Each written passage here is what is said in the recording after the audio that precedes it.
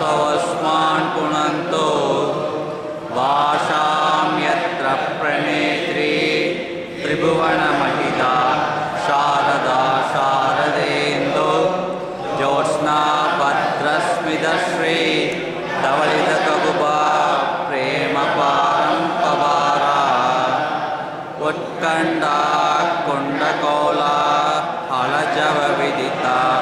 यश्रसेवानुवृद्ध प्राज्ञात्मज्ञानदोदान् तसमससुमनो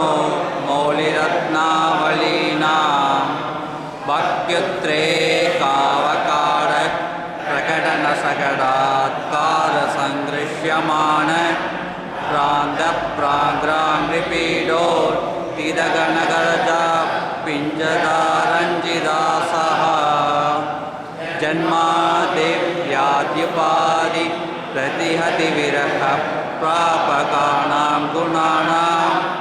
अज्ञानामर्पकानां शिरमुदितसिदानन्दसन्दोहतानाम् एतेषां येष दोषः प्रमुषितमनसां देशिनां दूषकाणां दैत्यानाम् आर्तिमन्ते तमसि विदधतां संस्तवे नास्मि शक्तः अस्याविष्कर्तुकामं कलिमलकलुषेऽस्मिन् जने ज्ञानमार्गं वन्द्यं चन्द्रेन्द्ररुद्रत्युमणिपणिवयो नायकाद्यैरिहाद्या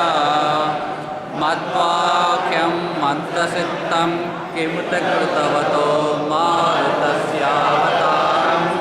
आधारं पारमेष्ट्यं पदमपविपतः प्राप्तुरापन्नपुंसाम् उद्यद्विद्यत्प्रचण्डां निजऋषिनिगर व्याप्तो लोकावकाशो बिभ्रद्भीमोऽप्युजेयो प्युदितदिनकरा पाङ्कदाढ्यप्रकाण्डे धीरोदार्यां गदाग्र्याम्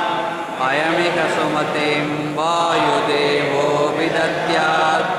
अध्यात्मज्ञाननेता यतिवरमहितो भूमिपूषामणिर्मे संसारोत्तापनित्यो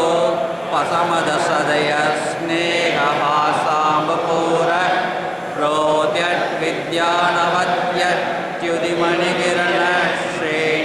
प्रोद्यद्विद्यानवद्यच्युतिमणिकिरणश्रेणिसम्बोधिदासः श्रीवत्साङ्गादिवासो श्रीधरसरल श्रीमदानन्दतीर्थ श्रीराम्बोधिर्विविन्द्या भवतनविमतं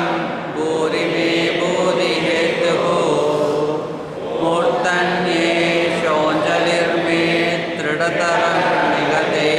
वन्द्यते बन्धपाशत् क्षेत्रे दात्रे सुखानां